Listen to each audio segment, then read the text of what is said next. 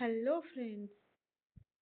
आज हम देखेंगे लिथियम को हम लोग किस डिजीज में यूज़ कर सकते हैं। तो given in form of lithium carbonate, lithium को हम लिथियम कार्बोनेट के रूप में दे सकते हैं और इसका ओरल डोज है 900 से 1600 मिलीग्राम। और ये ड्रग ऑफ चॉइस है मेनिया का, chronic mania, treatment of bipolar disorder, prophylaxis of bipolar disorder, chemotherapy induced leukocytopenia and postpartum psychosis। 7 disease में हम लोग लिथियम को ड्रग ऑफ चॉइस के रूप में देते हैं। अब देखते हैं थेरेप्यूटिक रेंज। थेरेप्यूटिक रेंज क्या है? Level of drug in blood to achieve therapeutic effect, मतलब ड्रग का ब्लड में उतने अमाउंट में प्रेजेंस रहना जरूरी है उस ड्रग का इफेक्ट दिखाने के लिए किसी एक पर्टिकुलर बीमारी में, किसी एक पर्टिकुलर डिजीज में। तो क्या हम लोग थेरेप्यूटिक रेंज हर एक डिजीज में हर एक मेडिसिन के लिए देंगे? नहीं। थेरेप्यूटिक रेंज हम उस डिजीज में मेजर करते हैं जिस डिजीज का जिस जिस डिजीज को मेजर करने के लिए कोई भी डिवाइस नहीं है। जैसे कि मेनिया, मेनिया को मेजर करने के लिए हमारे पास कोई भी डिवाइस नहीं रहता है, उसको हम लोग मेजर नहीं कर सकते हैं। अगर मेनिया में कोई दवा चला, जैसे लिथियम दिए मेनिया में, तो हम उसको हम टेस्ट करके पता नहीं कर सकते हैं कि मेनिया ठीक हुआ है या नहीं हुआ है। लेकिन ऐसा ही अगर हमको डायबिटीज़ है, डायबिटीज़ में अगर हम इंसुलिन दे रहे हैं किसी भी पेशेंट को, तो उस कंडीशन में क्या होता है, मान लेते हैं कि अभी इंसुलिन लगाए, तो 2 घंटे बाद हम उसका ब्लड हम इन्वेस्टिगेशन करके हम पता करते हैं कि इंसुलिन का इफेक्ट हुआ कि नहीं हुआ, उसका ब्लड ग्लूकोज जो है, ब्लड शुगर लेवल कम हुआ कि नहीं हुआ। तो इसमें क्या होता है, डायबिटीज में हम ब्लड इन्वेस्टिगेशन के थ्रू हम जो है उसका ब्लड शुगर का पता कर सकते हैं।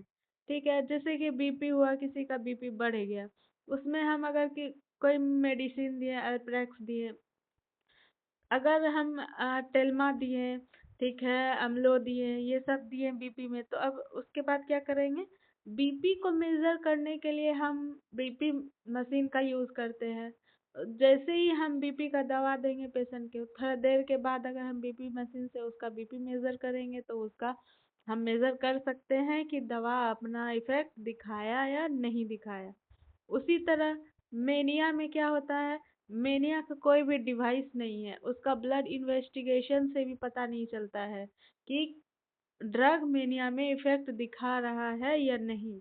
तो ऐसे बीमारी में हम क्या यूज करेंगे कि ड्रग का इफेक्ट हो रहा है कि नहीं, मतलब ब्लड में कितने अमाउंट में उस ड्रग का कंसंट्रेशन है, इसी से हम पता करते हैं कि मतलब ड्रग अपना काम कर रहा है कि नहीं कर रहा है। ठीक है, level of drug in blood to achieve therapeutic effect. ठीक है, थेरेप्यूटिक ड्रग मॉनिटरिंग। अब जो है थेरेप्यूटिक ड्रग मॉनिटरिंग किसमें करते हैं, drug in done in drugs whose effect can not be measured. मैंने बताया था ना कि थेरेप्यूटिक ड्रग मॉनिटरिंग कब करेंगे, ऐसा ड्रग में करेंगे जिसका इफेक्ट हम मेजर ही नहीं कर सकते हैं। जैसे इंसुलिन का इफेक्ट हम मेजर कर रहे थे ब्लड इन्वेस्टिगेशन के थ्रू, और बीपी में क्या कर रहे थे, बीपी मशीन के थ्रू हम कोई ड्रग खिला के हम ड्रग का इफेक्ट मेजर कर पा रहे थे। लेकिन मेनिया में कोई ऐसा डिवाइस नहीं है, ब्लड इन्वेस्टिगेशन नहीं है जो कि हम उसमें पता कर सके कि लिथियम जो है अपना इफेक्ट दिखा रहा है कि नहीं दिखा रहा है। तो इस कंडीशन में हम लोग क्या करते हैं, थेरेप्यूटिक ड्रग मॉनिटरिंग करते हैं। ठीक है, drug with narrow therapeutic range किसका है, डाइगॉक्सिन का। ठीक है, इसका थेरेप्यूटिक रेंज कितना है, 0.5 टू 2 मिलीग्राम पर ml। और ये टॉक्सिसिटी कब हो जाएगा, जब इसका कंसंट्रेशन मोर देन 2 हो जाएगा। ठीक है, अब थेरेप्यूटिक रेंज ऑफ लिथियम कितना है, 0.6 से 1 मिलीग्राम पर लीटर। ये कब थेरेप्यूटिक रेंज कब होगा इतना, जब कंसंट्रेशन किस में देंगे, प्रोफाइलैक्टिक रेंज। ये जब भी हमको कि मेनिया से बचाने के लिए लिथियम का यूज करेंगे तो हमारे ब्लड में मान लेते हैं 900 से 600 1600 mg लिथियम दिए। और यही चीज हम क्या करेंगे, 5 दिन के बाद ब्लड सैंपल लेंगे, अगर उसका अमाउंट इसके कंसंट्रेशन के बीच में आ रहा है तो मतलब हमारा जो है थेरेप्यूटिक रेंज ठीक है। और थेरेप्यूटिक रेंज कब होगा, थेरेप्यूटिक रेंज मतलब ट्रीटमेंट के लिए देंगे तो उसका कितना कंसंट्रेशन होगा, 1 से 1.5 के बीच में। ठीक है, और जब 1.5 से ज़्यादा कंसंट्रेशन हो जाएगा तो इस कंडीशन में क्या होता है, लिथियम का टॉक्सिसिटी हो जाएगा। अब effect of lithium start after 1 to 2 weeks, not given in acute mania. Drug of choice for acute mania क्या है, एटिपिकल एंटीसाइकोटिक। इसका एग्जाम्पल है हेलोपेरिडोल। अब क्या करेंगे कि एक्यूट मेनिया में हम क्यों नहीं देंगे, एक्यूट मेनिया क्या हो गया, आपके सामने अगर किसी को मेनिया आ रहा है तो उस कंडीशन में हम लिथियम का यूज नहीं करेंगे। क्यों नहीं करेंगे, क्योंकि लिथियम जो है अपना इफेक्ट दिखाता है 1 से 2 हफ्ता बाद। अगर किसी पेशेंट को अभी मेनिया आ रहा है, हमको अभी उसको ठीक करना होगा। ये नहीं कि उसको हम और 2 सप्ताह तक वेट कर, हम 2 सप्ताह तक वेट नहीं कर सकते हैं, उसको तुरंत ट्रीट करने के लिए हम लोग एटिपिकल एंटीसाइकोटिक देते हैं। ठीक है, अब देखिए, take blood sample to monitor therapeutic range after 5 days after 12 hours of last dose. मतलब ब्लड सैंपल कब लेंगे, जब भी हम लिथियम किसी पेशेंट को देंगे तो अगर मॉनिटर करने के लिए कि मतलब दवा अपना इफेक्ट दिखा रहा है कि नहीं, तो हम ब्लड सैंपल लेंगे 5 दिन बाद। कब लेंगे, जब 5 दिन बाद, 5वां दिन जब उसका लास्ट डोज होगा उससे 12 घंटा के बाद हम ब्लड सैंपल लेंगे मॉनिटर करने के लिए, थेरेप्यूटिक रेंज को मॉनिटर करने के लिए। उसके बाद क्या करेंगे, हर एक 3 मंथ में उसको क्या करेंगे, मॉनिटर करेंगे जब तक कि उसको टॉक्सिसिटी ना हो।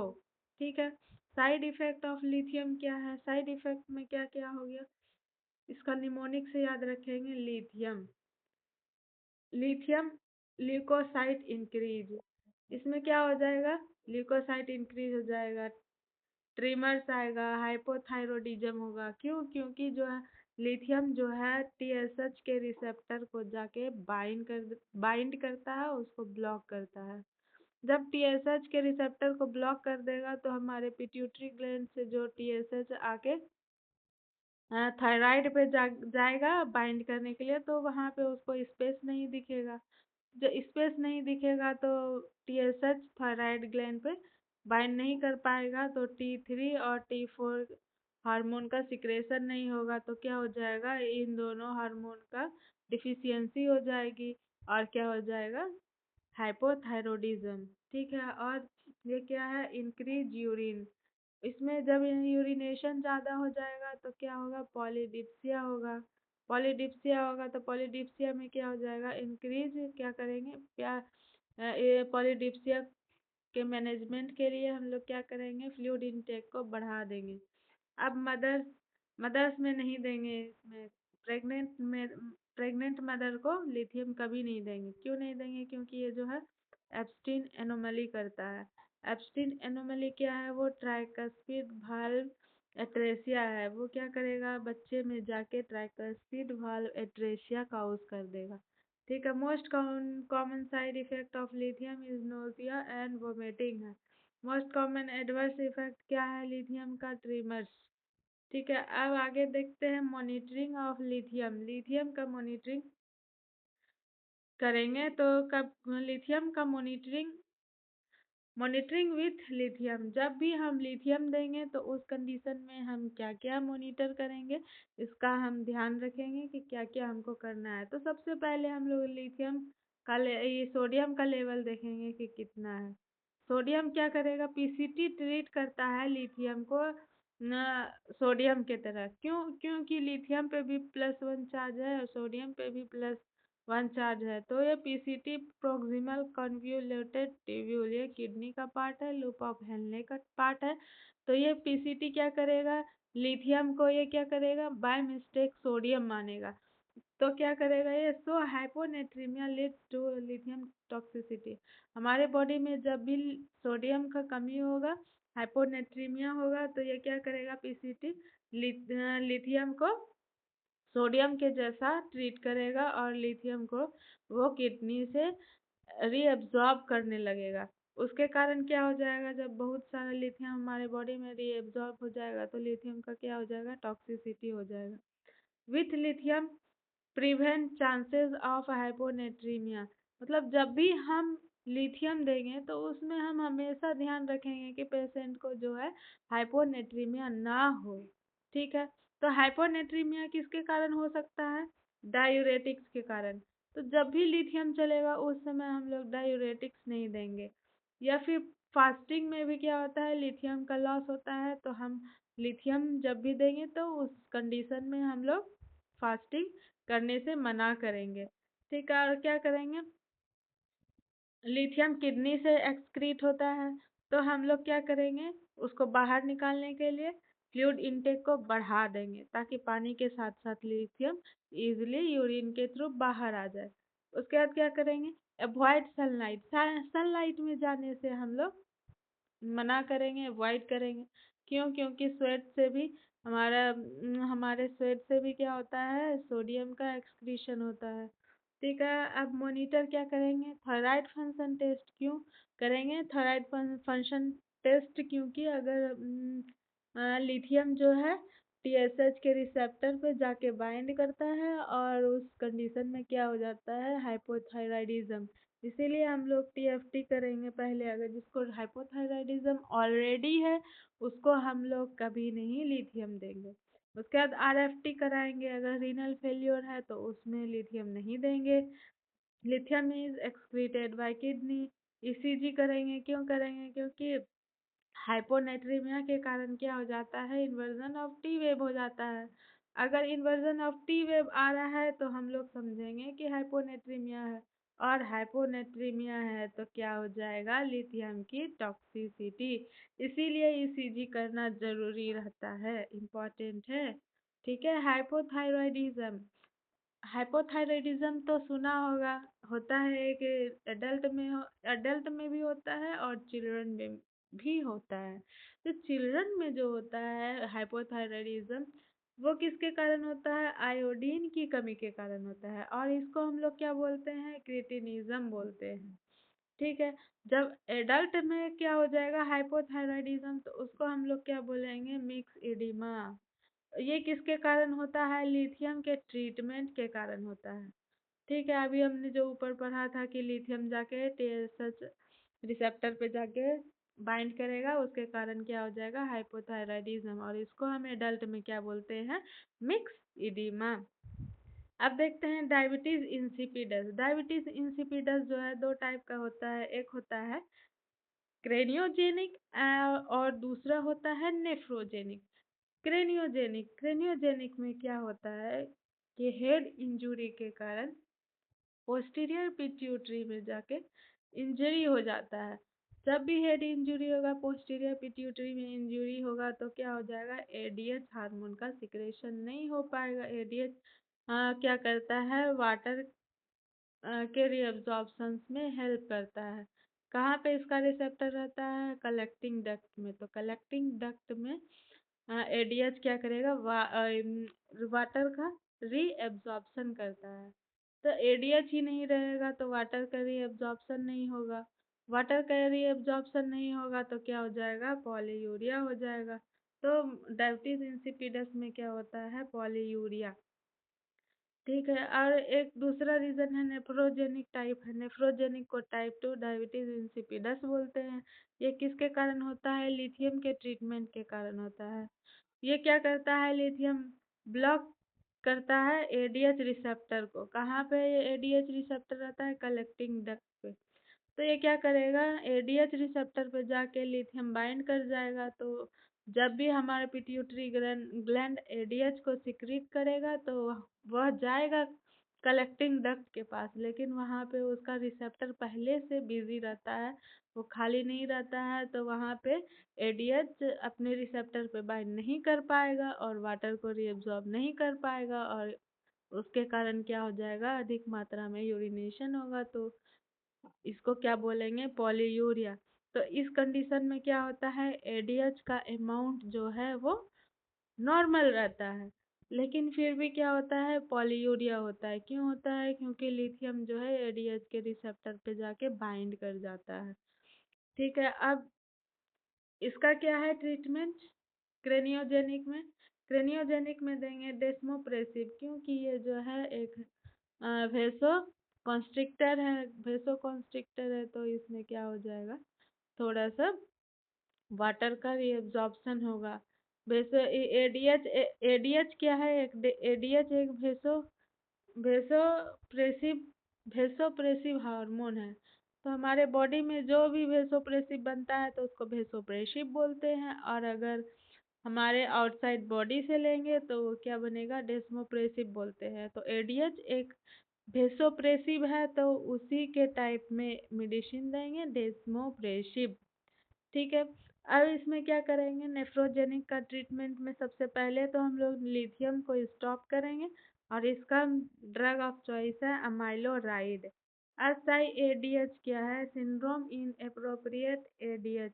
इसमें क्या होता है, एडीएच का अमाउंट बढ़ जाता है बहुत ही ज़्यादा।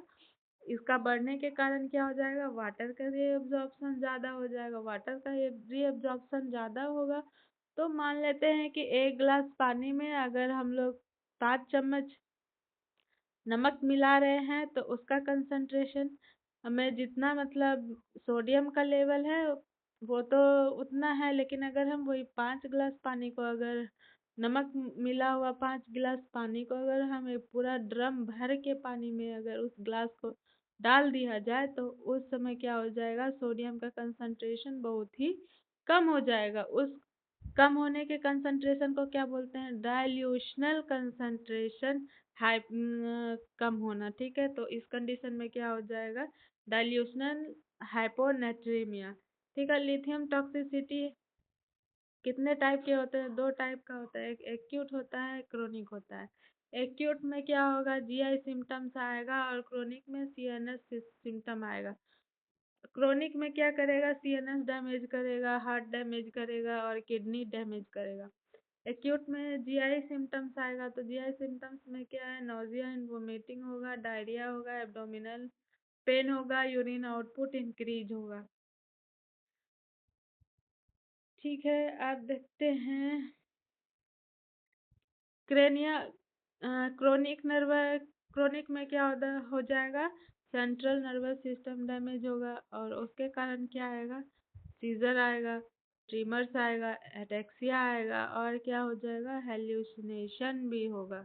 अब सोडियम क्या होता है, एक वाटर लेवल है, वाटर लवर आयन है सोडियम, सोडियम पे +1 चार्ज है, और वाटर किसका लवर है, सोडियम का लवर है। तो जहाँ जहाँ जाएगा सोडियम वहाँ वहाँ जाएगा पीछे पीछे क्या, वाटर। ठीक है, तो जहाँ जहाँ सोडियम वहाँ वहाँ वाटर। अब देखते हैं हम लोग, जब भी हम लैसिक्स देते हैं किसी पेशेंट को, अगर किसी पेशेंट का क्या है, बीपी बढ़ा हुआ है, ठीक है, बीपी बढ़ा हुआ है, तो बीपी को कम करने के लिए क्या करेंगे, जो भी एक्स्ट्रा फ्लूइड है उसको हम लोग क्या करेंगे, बाहर निकालेंगे, इंट्रावस्कुलर स्पेस से क्या करेंगे, उसको हम लोग बाहर निकालेंगे, ब्लड वेसल से जो भी एक्स्ट्रा फ्लूइड है उसको बाहर निकालेंगे। तो उसको बाहर निकालने के लिए हम लोग क्या देते हैं, लैसिक्स। किसके थ्रू निकाल सकते हैं उस एक्स्ट्रा फ्लूइड को, किडनी के थ्रू, किडनी के थ्रू कर निकाल सकते हैं। तो उसको निकालने के लिए हम क्या देंगे, लेसिक्स देंगे। तो ये लेसिक्स क्या करता है, ये लेसिक्स क्या करेगा, पीसीटी पे जो आयंस का रीएब्जॉर्प्शन है, वहाँ पे उस आयंस के रीएब्जॉर्प्शन को वो क्या कर देता है, ब्लॉक कर देता है। जब सोडियम जाएगा लूप ऑफ हेनले के पास, पीसीटी के पास, तो वहाँ पे तो लेसिक्स क्या करेगा, उसके रिएब्जॉर्प्शन को ब्लॉक कर देगा। तो ये पीसीटी से होते हुए सोडियम कहाँ जाएगा, कलेक्टिंग डक्ट, कलेक्टिंग डक्ट से होते हुए क्या हो जाएगा, वो यूरिन के थ्रू बाहर आएगा। अब जब ये यहाँ पे सोडियम आया, जहाँ जहाँ सोडियम वहाँ वहाँ वाटर, तो यहाँ सोडियम गया तो उसके पीछे पीछे कौन जाएगा, वाटर भी जाएगा। तो वाटर उसके साथ साथ निकल गया तो क्या हो जाएगा, वाटर का लेवल कम हो जाएगा और बीपी क्या हो जाएगा, धीरे धीरे कम हो जाएगा। ठीक है, उसी कंडीशन में अगर नॉर्मली लिथियम का टॉक्सिसिटी नहीं है तो ये कैसे मेंटेन करता है, जैसे कि यहाँ पे सोडियम जा रहा है, मान लेते हैं कि 2 सोडियम पहले गया और पीछे से 10 सोडियम आ रहा है। ठीक है, 10 सोडियम आ रहा है और यहाँ पे 5 सोडियम यहाँ पे आधे रास्ते में है और 5 यहाँ पे है और 2 वो यहाँ पहुँचा। तो ये देखा, यहाँ पे जो सोडियम है वो देखा कि यहाँ पे क्या कर रहा है, यहाँ पे वाटर जो है सोडियम को पकड़ के बाहर निकाल दे रहा है। ठीक है, तो ये क्या करेगा, यहाँ से लौट के घूम जाएगा और जो भी बचा हुआ सोडियम है उसको बोलेगा कि यहाँ से भागो भागो, यहाँ से भागो, क्योंकि सोडियम को पकड़ के बाहर किया जा रहा है। ठीक है, तो ये क्या करेगा, यहाँ से वापस आएगा और यहाँ पे क्या हो जाएगा, इन आयंस का रीअब्जॉर्प्शन हो जाएगा। तो लेसिक्स देने पे क्या होता है, इस तरह हमारा आयंस जो होता है वो बैलेंस होता है। ठीक है, अब क्लासिफिकेशन ऑफ टॉक्सिसिटी। टॉक्सिसिटी जो 3 टाइप का होता है, माइल्ड, मॉडरेट एंड सीवियर। किसका टॉक्सिसिटी, लिथियम का टॉक्सिसिटी। अगर माइल्ड में क्या होगा, 1.5 से 2 कंसंट्रेशन होगा, उसमें क्या हो जाएगा, nausea and vomiting and diarrhoea symptoms आएगा। और मॉडरेट टॉक्सिसिटी कब होगा, जब 2 से 2.5 तक कंसंट्रेशन होगा और उसमें सिम्टम्स ट्रीमर्स आएगा और अटेक्सिया आएगा। और सीवियर कब हो जाएगा, जब उसका कंसंट्रेशन 2.5 हो जाएगा और इस कंडीशन में सीजर आएगा, रीनल फेल्योर हो जाएगा और एरिदमिया हो जाएगा और इस कंडीशन में क्या हो जाएगा, डेथ भी हो जाएगा। सीजर कौन सा आएगा, जनरलाइज्ड टोनिक क्लोनिक सीजर, उसके बाद क्या हो जाएगा, डेथ हो जाएगा। लिथियम नॉट गिवन इन, कम नहीं दे सकते हैं लिथियम को, रीनल फेल्योर, क्योंकि लिथियम का एक्सप्रेशन किडनी के थ्रू ही होता है और प्रेगनेंसी में नहीं देंगे। क्यों, क्योंकि ये एब्स्टीन एनोमली करेगा। एब्स्टीन एनोमली में क्या होता है, बॉक्स से हर्ट हो जाता है। तो ये एब्स्टीन नाम का साइंटिस्ट इसका डिस्कवर किया था, इसीलिए इसको बोलते हैं कि एब्स्टीन एनोमली। ठीक है, एब्स्टीन एनोमली में क्या होता है, बच्चे का जो ट्राइकस्पिड वाल्व है उसका एट्रेसिया हो जाता है, वो खत्म हो जाता है, बंद हो जाता है, इसीलिए प्रेगनेंसी में लिथियम को नहीं देंगे। लैक्टेटिंग मदर को नहीं देंगे, लैक्टेटिंग मदर में क्या हो जाएगा, लिथियम का एक्सक्रीशन मिल्क के थ्रू होता है। तो जब भी बच्चा मिल्क लेगा तो बच्चे में जाके क्या करेगा, ट्राइकस्पिड एट्रेसिया करेगा और एब्स्टीन एनोमली करेगा। एक्यूट मेनिया में नहीं देंगे लिथियम को, क्यों नहीं देंगे, क्योंकि इसका इफेक्ट आने में 1 से 2 वीक लग जाता है। Lithium is excreted by, lithium कहाँ कहाँ से एक्सक्रीट करता है, lithium is given after meals, खाने के बाद हम लिथियम को देंगे तो ये यूरिन के थ्रू एक्सक्रीट करेगा, इसीलिए इसको देने से पहले आरएफटी कराएंगे, स्वेट के थ्रू एक्सक्रीट करेगा।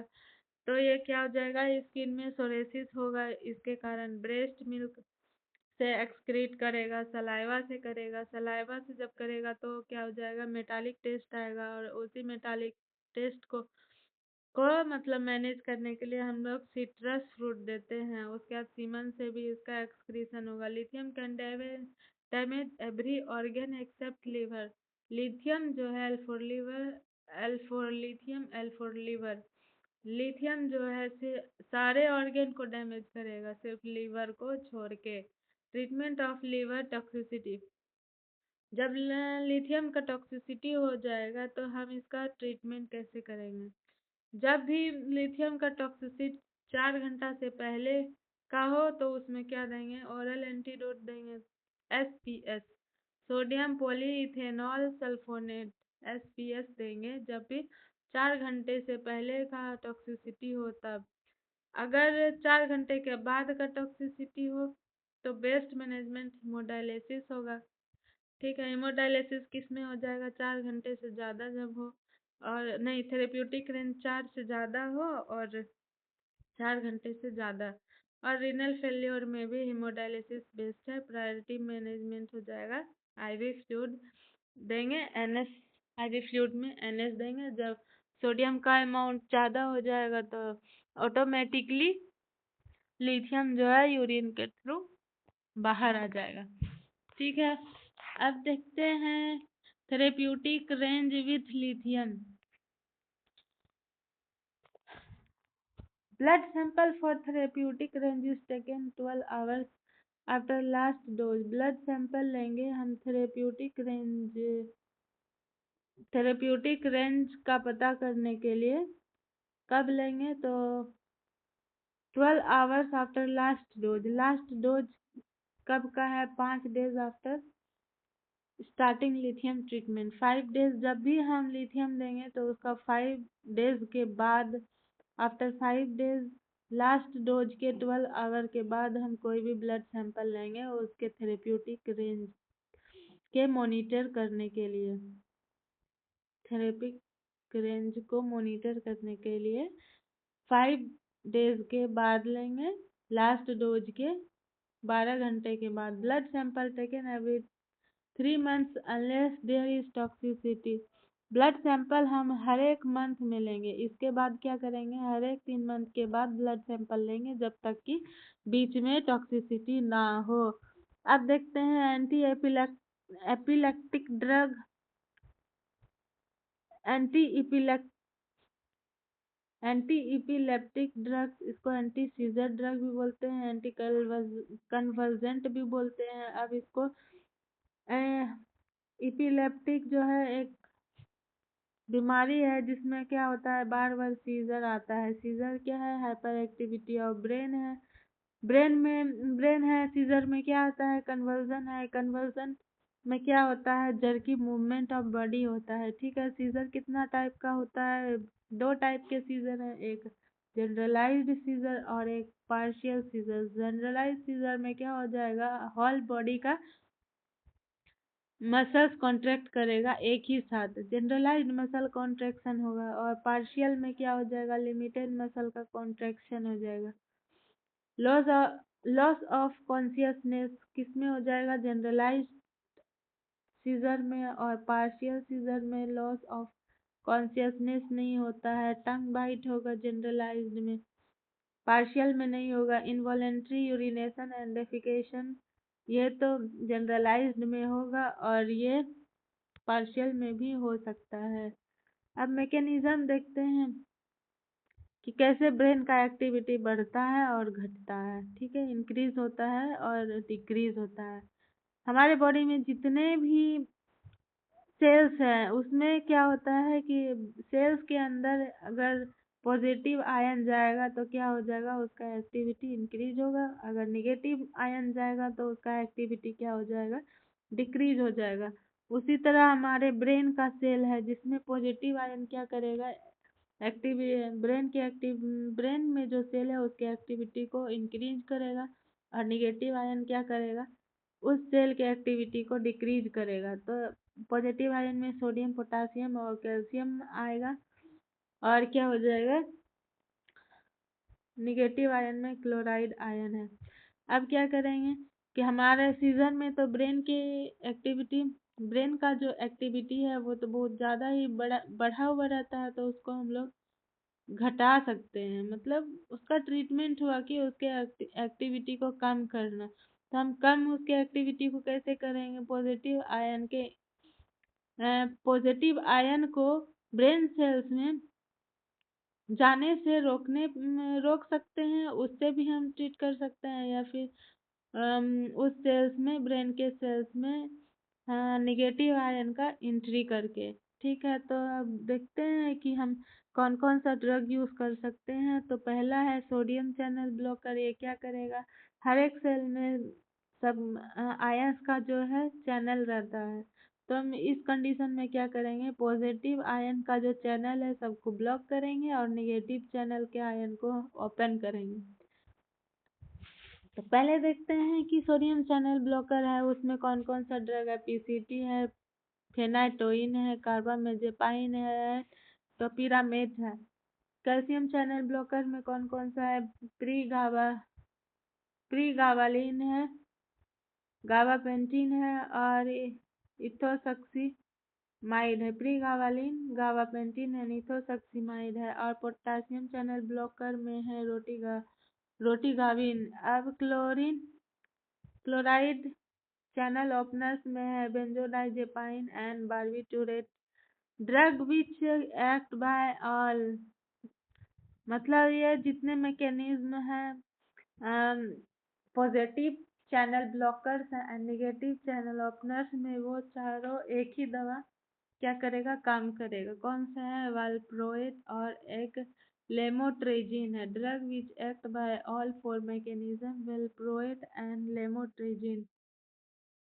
सोडियम ब्लॉकर में है एक है टोपिरामाइड। ये क्या करेगा, वेट लॉस करता है। मतलब हमको जब भी टॉप करना होगा रेस में तो हमको वेट लॉस करना पड़ेगा। तो इसमें याद कर सकते हैं टोपिरा टॉप और वेट लॉस। कार्बामेजेपाइन, ये ड्रग ऑफ चॉइस है पार्शियल सीजर में। और एक है ट्राइजेमिनल न्यूरेल्जिया। ट्राइजेमिनल न्यूरेल्जिया क्या है, एक सेंसरी नर्व है।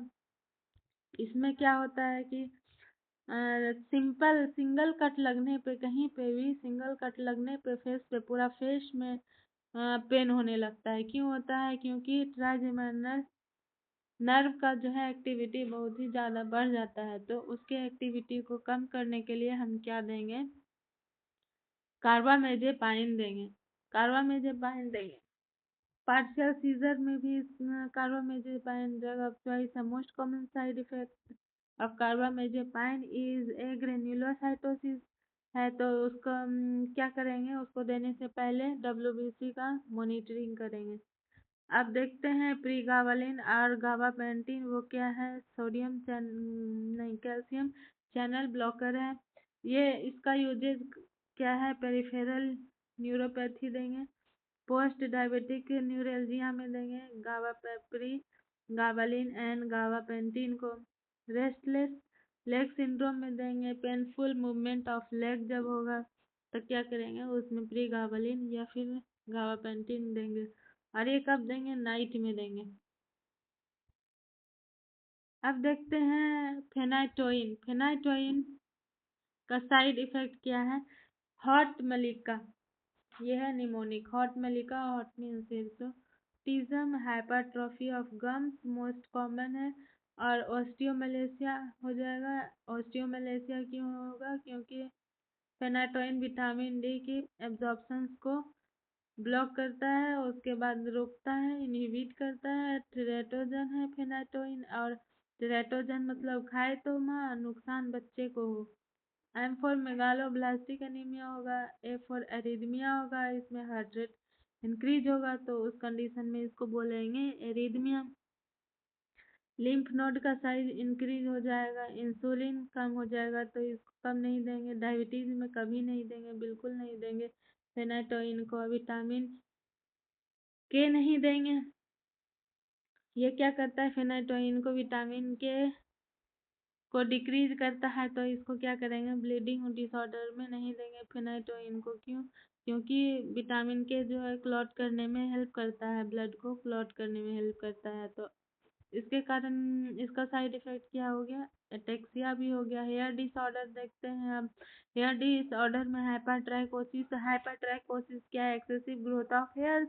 मतलब हाथ पाँव में नॉर्मली तो हेयर रहता है, लेकिन वहाँ पे अगर बहुत ही ज़्यादा मात्रा में अमाउंट में हेयर्स हो रहा है तो उसको बोलेंगे है ये हाइपरट्राइकोसिस है। हिर्सुटिज्म क्या हो गया, facial growth of hairs on male pattern.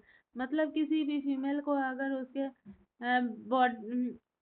उसके फेस पे अगर मेल पैटर्न में बाल आ रहा है तो उसको बोलेंगे हिर्सुटिज्म। विरुलाइजेशन क्या बोलेंगे, secondary sexual character of male in female.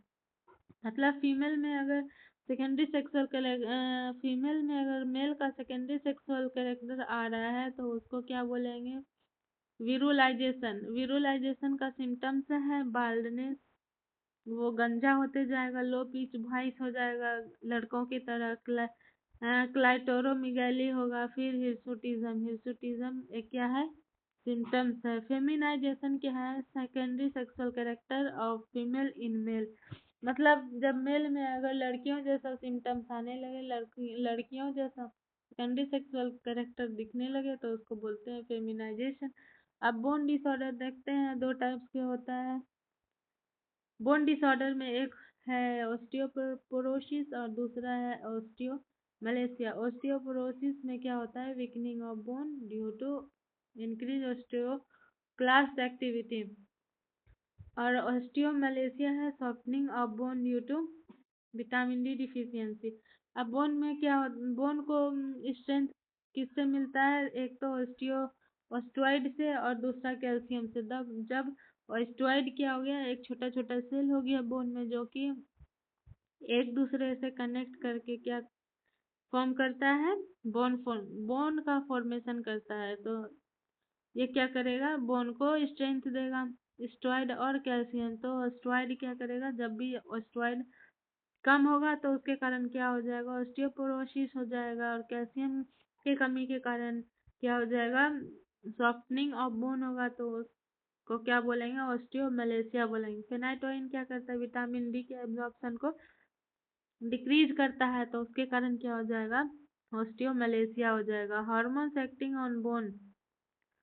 Parathyroid hormone क्या करता है? ऑस्टियोक्लास्ट के एक्टिविटी को इंक्रीज करेगा। ऑस्टियोक्लास्ट क्या करता है? हमारे बोन के कैल्शियम को क्या करता है?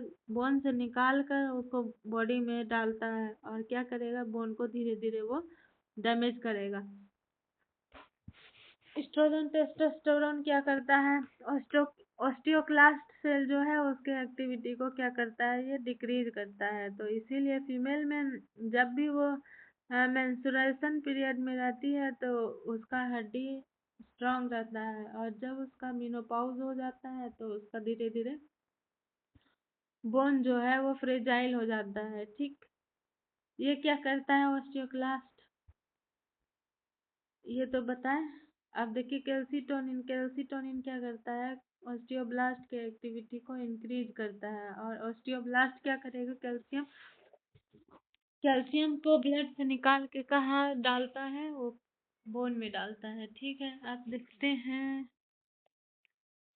टिरेटोजन किसको बोलेंगे? टिरेटोजन ऐसा ड्रग होता है जो खाए तो मां लेकिन नुकसान बच्चे को करे। ये मोस्ट डेंजरस होता है इन फर्स्ट ट्राइमेस्टर। एग्जाम्पल अब देखते हैं इसमें टिरेटोजन्स में, इसको एक निमोनिक्स से याद रख सकते हैं।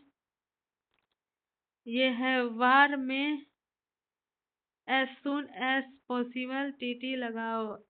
वारफेरिन। वारफेरिन क्या करेगा? ब्लीडिंग करेगा बच्चे में, या फिर हाइपोप्लेजिया ऑफ नेजल बोन, मतलब बोन का जो डेवलपमेंट है वो नहीं हो पाएगा, नाक चिपटा टाइप का हो जाएगा। में मीन्स मिथोट्रेक्सेट। ये क्या करेगा? न्यूरल ट्यूब डिफेक्ट करेगा। एसीईएस इनहिबिटर वो क्या करेगा? रास करेगा, रीनल आर्टरी स्टीनोसिस। उसके कारण क्या हो जाएगा?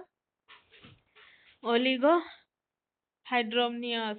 अब एस फॉर स्ट्रेप्टोमाइसिन, इसके कारण डिफनेस होगा। विटामिन ए के कारण मेंटल रिटार्डेशन होगा और हाइड्रोसिफेलस होगा। और ये P for possible. Phenytoin. Phenytoin के क्या करता है? Cleft lip, cleft palate, fetal hydantoin syndrome बोलेंगे। इसमें क्या होता है? एब्सेंस ऑफ लिम्स हो जाता है। ठीक है, नहीं, फीटल हाइडेंटोइन सिंड्रोम है। क्लेफ्ट लिप क्लेफ्ट पैलेट को बोलते हैं फीटल हाइडेंटोइन सिंड्रोम।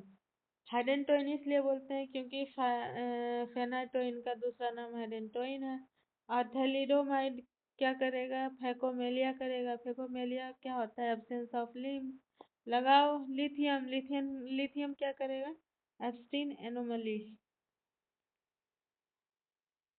अब देखते हैं ड्रग्स सेफ इन प्रेगनेंसी क्या क्या है। अब एंटीकोगुलेंट में हम क्या यूज करेंगे? हिपेरिन। एंटी कैंसर उसमें क्या करेंगे, कीमोथेरेपी, कोई भी कीमोथेरेपी प्रेगनेंसी में सेफ नहीं है। एंटी हाइपरटेंसिव कौन सा यूज करेंगे, लाबेटालॉल। ठीक है। एटीटी एंटी ट्यूबरक्यूलर थेरेपी में हम लोग रिफाम्पिसिन यूज करेंगे। विटामिन में विटामिन 9B9 यूज करेंगे, इसको हम लोग फोलिक एसिड भी बोलते हैं, also known as folic acid, to prevent neural tube defect. Anti epileptic में एंटी इपिलेप्टिक में हम लोग लेमोट्रिजिन और फिनोबार्बिटोन, उसमें भी लेमोट्रिजिन को सबसे ज़्यादा प्रायोरिटी दिया जाता है एंटी इपिलेप्टिक में। एंटीबायोटिक्स में हम लोग 3 ड्रग यूज कर सकते हैं। पीसीएम निमोनिक्स है, P4 penicillin, C4 cephalosporin, M4 macrolides. Morning sickness में कौन सा यूज करेंगे, डॉक्सिलामिन। थैलिडोमाइड पहले यूज करते थे, लेकिन उसके कारण क्या हो गया, फेकोमिलिया हो गया, तो उसके जगह हम लोग क्या करेंगे, डॉक्सिलामिन यूज करेंगे। एंटीमेनिया में कौन सा यूज करेंगे, क्लोरोक्विन। क्लोरोक्विन क्या है, एक एटिपिकल एंटीसाइकोटिक है। और एचआईवी में कौन सा यूज करेंगे, नेविरेपिन। एंसेड्स में पीसीएम, डायबिटिक्स में इंसुलिन। हाइपरथायराइडिज्म में हम लोग प्रोपाइल थायोयूरासिल यूज करेंगे। Category of drug in pregnancy. अब प्रेगनेंसी में जो भी ड्रग यूज करेंगे उसका कैटेगरी रहता है, ठीक है। जैसे कि है ए में कौन सा ड्रग यूज रहता है, सेफेस्ट ड्रग रहता है प्रेगनेंसी में, ये टेरेटोजेनिक इफेक्ट शो नहीं करता है। और बी और सी कैटेगरी में टेरेटोजेनिक तो है, लेकिन ये क्या है, सेफ है।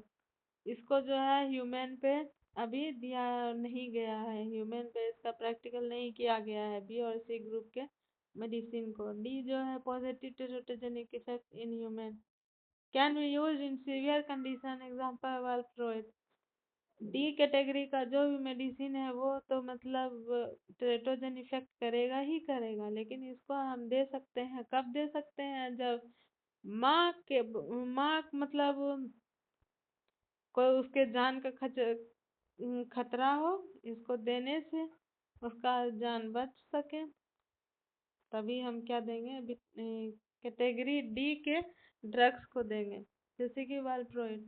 एक्स कैटेगरी में नेवर गिव इन प्रेगनेंसी, क्यों नहीं देंगे, क्योंकि जैसे एग्जांपल हो गया थैलिडोमाइड। फेनाटोइन अब देखते हैं, phenytoin normal give oral route. Normally हम लोग फेनाटोइन को ओरल रूट से देते हैं, लेकिन इसको हम लोग आईवी से भी दे सकते हैं। कब देंगे फेनाटोइन को, जब स्टेटस इपिलेप्टिक्स आ जाएगा, सीवियर एपिसोडिक हो जाएगा, या फिर सीजर कितना देर। स्टेटस इपिलेप्टिक्स किसको बोलते हैं, जब सीजर जो है 30 मिनट से ज़्यादा रहे। ऐसे नॉर्मली कितना देर तक रहता है सीजर, 2 से 5 मिनट तक। अगर 30 मिनट से ज़्यादा तक रह रहा है सीजर, तो उसमें क्या देंगे, फेनाटोइन देंगे। और हम लोग आईवी जब भी हम आईवी फेनाटोइन को देंगे तो उसमें क्या होता है, पर्पल ग्लव सिंड्रोम होता है। तो उसमें पर्पल ग्लव सिंड्रोम क्या है, discolouration of skin at injection site due to extravasation. जब भी हम फेनाटोइन देंगे तो वहाँ पे क्या हो जाएगा, फ्लेबाइटिस हो जाएगा। फ्लेबाइटिस के कारण क्या हो जाएगा, ड्रग के साथ साथ ब्लड भी बाहर आ जाएगा, उसके कारण क्या हो जाएगा, पर्पल कलर का स्किन हो जाएगा। तो इसको क्या बोलेंगे, purple glove syndrome. Phenytoin not give by rapid infusion, क्यों नहीं देंगे, क्योंकि ये एरिथमिया कर सकता है, एटेक्सिया कर सकता है। ये क्या है, फेनाटोइन का एडवर्स इफेक्ट है, ठीक है। फेनाटोइन क्या डैमेज करेगा, सेरेबेलम को डैमेज करेगा, और इसका थेरेप्यूटिक रेंज है 10 से 20 मिलीग्राम पर ml। और अगर इसका 20 से ज़्यादा हो जाएगा तो क्या हो जाएगा, ये निस्टैगमस करेगा सेरेबेलम को डैमेज करके, और 30 से ज़्यादा हो जाएगा तो एटेक्सिया स्लर्ड स्पीच हो जाएगा सेरेबेलम को डैमेज करके। सोडियम वालप्रोइड, वालप्रोइड जो है drug of choice of any seizure, generalised tonic clonic seizure. मतलब सोडियम वालप्रोइड जो है किसी भी सीजर में दे सकते हैं। इसका मोस्ट कॉमन साइड इफेक्ट है वोमिटिंग, और इसका साइड इफेक्ट है valproic mnemonics, A4 alopecia, L4 liver damage, hepatotoxic है सोडियम वाल्प्रोएट। तो उसके कारण क्या हो जाएगा, अमोनिया का अमाउंट ज़्यादा हो जाएगा। मोस्ट कॉमन एडवर्स इफेक्ट है हेपेटोटॉक्सिक है वाल्प्रोएट, ठीक है। ये पेनक्रिएटाइटिस इफेक्ट करेगा। R for retention of fat, O for obesity, increase ammonia, और C4 कार्निटिन। इसका क्या हो जाएगा, कार्निटिन जब भी सोडियम वाल्प्रोएट का टॉक्सिसिटी हो जाएगा तो उसका क्या है एंटीडोट, कार्निटिन, ठीक है। अब देखते हैं drug of choice for seizure except partial seizure. Sodium valproate जो है ड्रग ऑफ चॉइस किसी भी टाइप का सीजर में दे सकते हैं। सिर्फ किस में नहीं देंगे, पार्शियल सीजर में नहीं देंगे। पार्शियल सीजर में क्या यूज करते हैं, कार्बामेजेपाइन। पार्शियल सीजर में हम लोग सोडियम वाल्प्रोएट का कभी भी यूज नहीं करेंगे। सीजर इन प्रेगनेंसी, प्रेगनेंसी में जब भी सीजर आए तो उसमें हम लोग सोडियम वाल्प्रोएट को यूज नहीं करेंगे, और उस कंडीशन में हम लोग लेमोट्रेजिन या फिनोबार्बिटोन यूज करेंगे। स्टेटस इपिलेप्टिक्स में सोडियम वाल्प्रोएट का यूज नहीं करेंगे, उसमें हम लोग drug of choice for lorazepam use करेंगे। फेब्राइल सीजर में भी हम लोग सोडियम वाल्प्रोएट का यूज नहीं करेंगे। फेब्राइल सीजर में पहले क्या हो जाएगा, फीवर आएगा, फीवर के कारण सीजर आएगा। इसमें ड्रग ऑफ चॉइस है, फीवर को कम करेंगे पीसीएम देकर, और सीजर को कम करेंगे डायजेपम देकर। Drug of choice febrile seizure में ट्रीटमेंट और प्रोफाइलेक्सिस। ट्रीटमेंट में क्या देंगे, फेब्राइल सीजर में डायजेपम देंगे, प्रोफाइलेक्सिस में डायजेपम देंगे, लेकिन दोनों का क्या है, रूट अलग अलग है। ट्रीटमेंट के लिए क्या है, प्रोफाइलेक्सिस के लिए क्या देंगे, ओरल देंगे, ठीक है। और ट्रीटमेंट के लिए क्या देंगे, पर रेक्टल देंगे, ठीक है। पर रेक्टल क्यों देंगे, क्योंकि इसका मैक्सिमम एब्जॉर्प्शन है, ठीक है। तो यहाँ पे पीसीएम या डायजेपम फेब्राइल सीजर में क्या करेंगे, इसको प्रिवेंट करने के लिए या फिर ट्रीटमेंट करने के लिए। प्रोफाइलेक्सिस में कौन सा रूट यूज करेंगे, ओरल, और ट्रीटमेंट के लिए पर रेक्टल। अब देखते हैं एब्सेंस सीजर क्या होगा, मतलब सीजर तो रहेगा लेकिन उसका दिखेगा नहीं सिम्टम्स। इसका क्लिनिकल फीचर क्या होता है, day dreaming, vacant staring spells, मतलब खाली जगह में घूरना। Most common seizure in children, ये चिल्ड्रन में ज़्यादा होता है।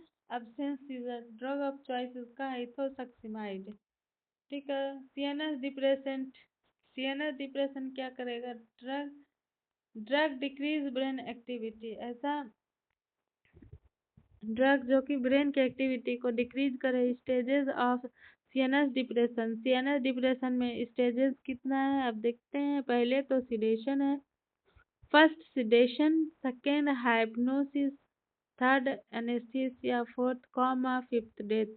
पहले तो सिडेशन आएगा। सिडेशन में क्या होता है, ब्रेन का एक्टिविटी जो है वो डिक्रीज होता है, और उसके कारण क्या हो जाएगा, काल्म ब्रेन, धीरे धीरे शांत होगा, काल्म हो जाएगा ब्रेन। और ये सिडेशन जो काउज करेगा उसको क्या बोलते हैं, सिडेटिव्स, माइनर ट्रैंक्विलाइजर्स, ठीक है। सिडेटिव्स क्या करता है, ब्रेन की एक्टिविटी को डिक्रीज करेगा, काल्म इफेक्ट दिखाएगा।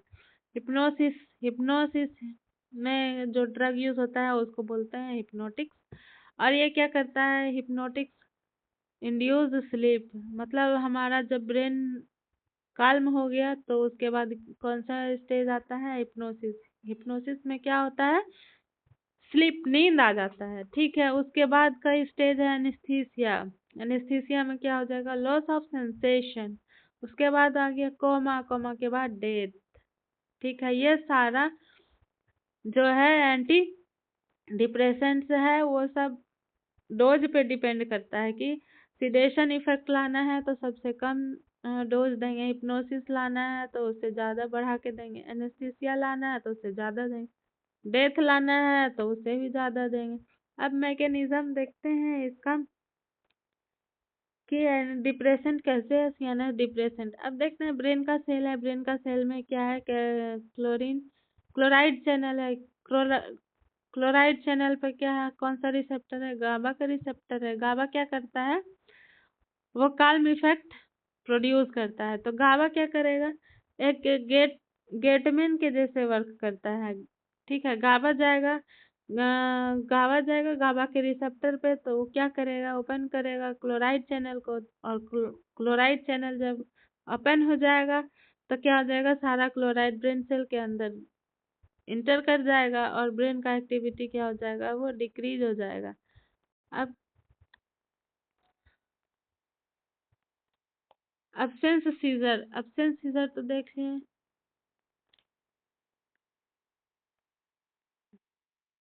अब देखते हैं गाबा में मिमेटिक्स, मतलब गाबा के जैसा जो मतलब वो वर्क करता है, गाबा का नकल जो करता है। अब देखते हैं बार्बिट्यूरेट्स। बारबी दो टाइप का है, एक बार्बिट्यूरेट्स है और बेंजोडाइजेपाइन है। बार्बिट्यूरेट सेफ नहीं है लेकिन बेंजोडाइजेपाइन सेफ है। इसमें बेंजोडाइजेपाइन क्या हो जाएगा, सो डोज डिपेंडेंट इफेक्ट, लेकिन बार्बिट्यूरेट्स क्या करता है, डोज डिपेंडेंट इफेक्ट शो नहीं करता है बार्बिट्यूरेट्स। ठीक है, इसीलिए ये सेफ नहीं है। मतलब थोड़ा सा डोज बढ़ाने पे पेशेंट कोमा में जा सकता है या डेथ भी कर सकता है, लेकिन बेंजोडाइजेपाइन में मतलब उसका डोज डिपेंडेंट इफेक्ट शो करता है। ठीक है, बार्बिट्यूरेट्स क्या है, एसिडिक फॉर्म का ड्रग है और इसमें दो टाइप्स का ड्रग है। पहला तो हो गया फिनोबार्बिटोन, दूसरा हो गया thiopentone. Phenobarbitone seizure in pregnancy, drug of phenobarbitone कब देंगे, बार्बिटूरेट्स का फिनोबार्बिटोन कब देंगे, जब भी प्रेगनेंसी में सीजर आए। Drug of choice for neonatal seizure, drug of choice for neonatal jaundice. ठीक है, एंटीडोट क्या है इसका, फिनोबार्बिटोन का सोडियम बाइकार्बोनेट। आप थायोपेंटिन कब देंगे, एनेस्थीसिया, जब एनेस्थीसिया का इफेक्ट लाना हो तो थायोपेंटोन का यूज करेंगे। और ये क्या हो जाएगा, थायोपेंटोन एक ट्रूथ सीरम है, best truth serum is thiopentone. जब ये थायोपेंटोन एंड फिनोबार्बिटोन का टॉक्सिसिटी हो जाएगा तो उसका एंटीडोट है सोडियम बाइकार्बोनेट। अब आगे देखते हैं बेंजोडाइजेपाइन BZP। उसमें दो टाइप का ड्रग होता है, एक तो लॉन्ग एक्टिंग हुआ, एक शॉर्ट एक्टिंग हुआ। लॉन्ग एक्टिंग का एग्जांपल हो गया डाइजेपम, लोराजेपम, फ्लूनिट्राजेपम एंड हेपेटोटॉक्सिक। जिप हो गया, चैन लंबा रहना चाहिए इसीलिए ये लॉन्ग एक्टिंग। मिडोजोलम मतलब झोल मतलब झोल छोटा रहना चाहिए किसी भी चीज के लिए, तो ये मिडाजोलम हो गया शॉर्ट एक्टिंग। ठीक है, लॉन्ग एक्टिंग ड्रग जो है वो हिपेटोटॉक्सिक है, क्योंकि वो ब्रेन में काम तो कर जाएगा लेकिन वो बॉडी में घूमते रहता है, घूमते घूमते वो लीवर के पास चले जाता है और लीवर को वो डैमेज कर देता है। तो ये क्या हो जाएगा, लॉन्ग एक्टिंग हिपेटोटॉक्सिक है। और शॉर्ट एक्टिंग ड्रग जो है वो हिपेटोटॉक्सिक नहीं है, इसीलिए long acting drug liver failure में नहीं देते हैं और ये short acting drug liver failure में सेफ रहता है। डेड रेप ड्रग क्या हो जाएगा, डेड रेप ड्रग हो गया मतलब कि कोई भी ड्रिंक में उसको मिला के पिला दिया और उसके बाद मतलब किसी लड़की के साथ गलत काम किया, तो इसी वजह से मतलब उसको बोला जाता है डेड रेप ड्रग। मतलब डेट पे लेके गया और उसमें उसके बाद उसने ड्रिंक में कुछ मिला के उसको दे दिया, उसके बाद उसके साथ रेप किया, तो इसी वजह से उसको डेट रेप ड्रग बोलते हैं। तो एक इसका जो है, इसका कैसा रहना चाहिए, इसका इसका क्वालिटी रहना चाहिए, टेस्टलेस रहना चाहिए, सिडेशन इफेक्ट दिखाएगा, एमनेसिया। और एग्जाम्पल इसका है फ्लूनिट्राजेपम फ्लूनिट्राजेपम और कीटामाइन। डेट रेप ड्रग का फ्लूनिट्राजेपम और कीटामाइन और LSD लाइसर्जिक एसिड। ठीक है। अब antidote of benzodiazepine toxicity flumazenil CNS depression should be stopped gradually because taper the dose otherwise it will cause seizure। मतलब CNS डिप्रेशन जो भी है वो हम स्टॉप करेंगे धीरे धीरे। अगर इसको हम अचानक से स्टॉप कर दिए तो उसके कारण क्या हो सकता है, सीजर आ सकता है। ठीक है, इसीलिए टैपर करेंगे, डोज को धीरे धीरे करेंगे क्योंकि हमारे सेल को जो है उस CNS डिप्रेशन का आदत लग चुका है, इसीलिए इसको धीरे धीरे हम लोग स्टॉप करेंगे। Drug of choice for insomnia. Drug of choice for insomnia में हम लोग बेंजोडाइजेपाइन कभी नहीं देंगे। क्यों नहीं देंगे? क्योंकि इसके कारण जो है एडिक्शन लग सकता है। तो इंसोम्निया में जेड ड्रग्स देंगे। कौन सा ड्रग देंगे? जोलपीडेम या जोपिक्लोन। कौन सा देंगे? जोलपीडेम या जोलपीलेम। इसको कब नहीं देंगे? एडिक्शन में। ठीक है, हो गया। Thank you.